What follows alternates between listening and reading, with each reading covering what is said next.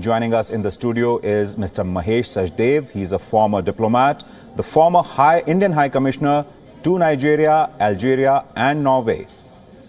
Mr. Sachdev, what do you make out of the Prime Minister's speech? Prime Minister spoke for about 20 minutes to the diaspora today, and the speech was quite interesting, at least on two scores. One, when compared to the previous speech in August 2015, it had a different tenor. That speech was more into UAE being supportive of Indian stand against terrorism, UAE investing in India $75 billion, etc., etc. This speech was more statesmanly. He confined himself to basically two or three themes. One, the temple. Two, the Indian investment in UAE, the reverse. Three, his own achievements domestically, and how he tried to inspire hope and belief in future in the community in UAE. So this was at a different level of connecting with 3 million strong diaspora, probably the largest India has outside. Right. I think he succeeded to a large measure, despite short time that he had at his disposal, and was actually seemed to be hustled to end it a bit peremptorily. Right. But on the whole, a very credible performance. And also, Mr. Sachdev, what does India expect from this particular visit? I think this is an exercise in continuing with high-level contacts. If you notice, every year there's been a summit, either in Abu Dhabi or in Delhi, for past 4 years. This is fourth contact, I should say. And I think the expectation in the government circles would be more of the same, keeping the pot boiling, investment-wise, economic interaction-wise. And I think more has to be said and focused on the strategic content in the oil sector that we are beginning to have. Oil underpins our economic relationship with that part of the world. About 60 to 65% of our oil demands are met from the Gulf sources. Right.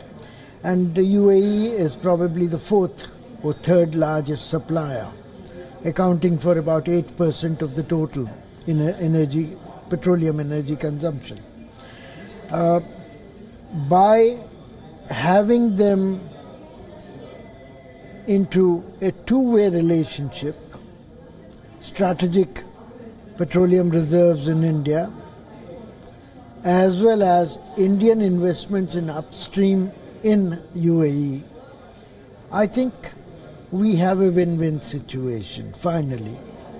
The next stage would be perhaps UAE's investments in downstream in India. Okay. Right now they are midstream, right. Storage. Right. But having a refinery with large throughput is the way you ensure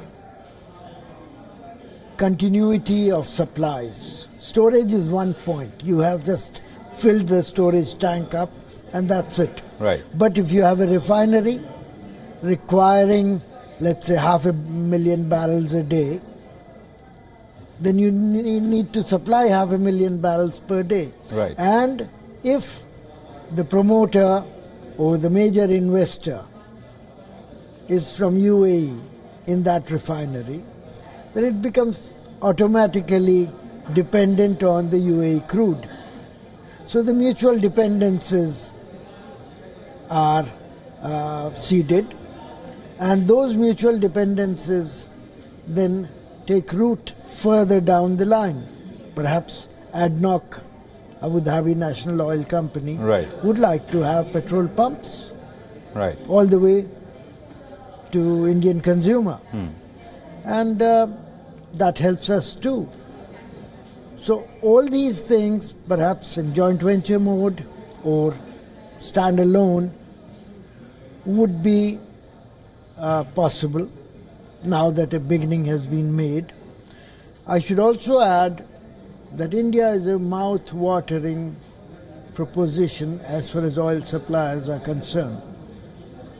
According to IEA study, quarter of the incremental demand globally between now and 2040 is going to come from this country, where per capita petroleum product consumption is pretty low still.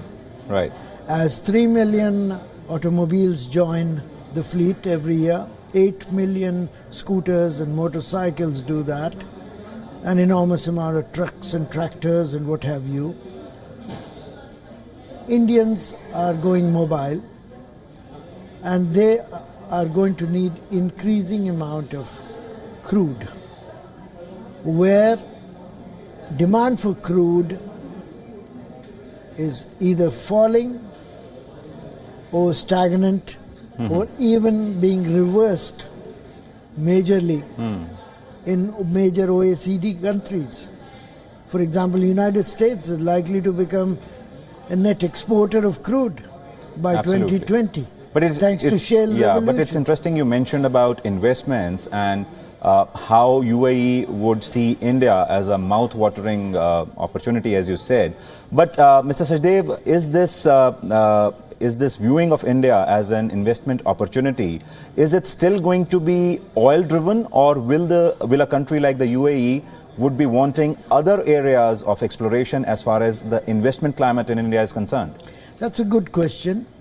I think one should reply to this question in a nuanced manner. UAE's sovereign funds total over $1 trillion. RDI is one of the biggest among these, but then both Abu Dhabi and Dubai and even Sharjah have oil funds or sovereign funds investing abroad. Now, UAE has committed $75 billion of investment in India in next 10 years. From 2015 onwards. It has redeemed part of the promise by taking stakes in NIIF, which is Infrastructure Investment Fund. It has also loaned about $500 million to HDFC for low-cost housing. And these are the sectors where investments are out of the hydrocarbon domain. Hydrocarbon domain is important because UAE's future export profile depends on markets such as India.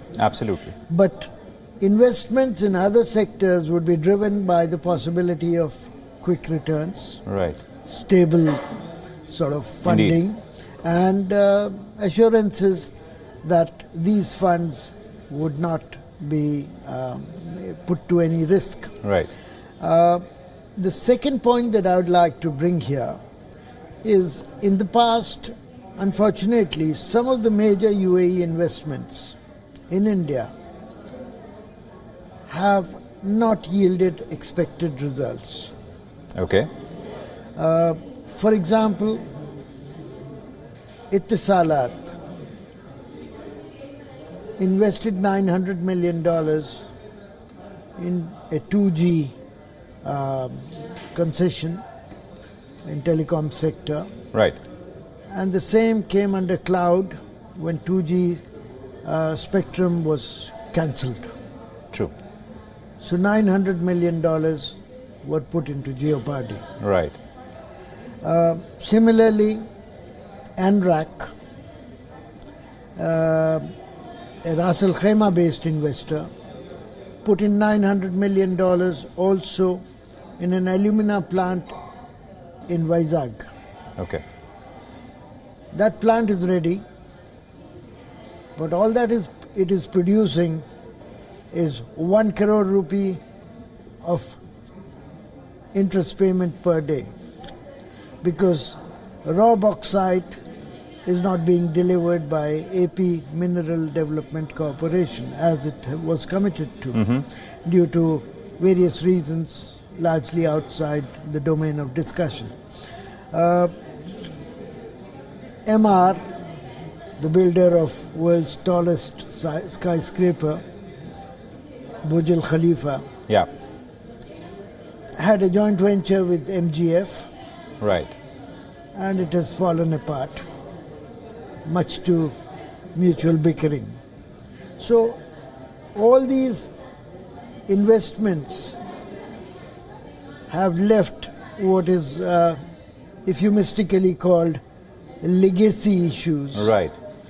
And let's face it, most of these investors were proxies for the governments of Dubai and Abu Dhabi. Right. And they have reason to be wary, having had such experiences in India. So it's and the investor community in UAE may be large, but at the core, it's limited. Absolutely. The fund is either sourced from Dubai or from Abu Dhabi. True. And so vertically, the decisions to invest more in India gets taken by the same set of people who have had some malprop in the past. And that is where caution lies. Right. And while officially both sides do believe that these legacy issues should not cloud the way, but at the end of the day, an investor is guided by previous experience. Interesting thoughts, Mr. Sachdev. Thank you so much for joining us in our studios on this story.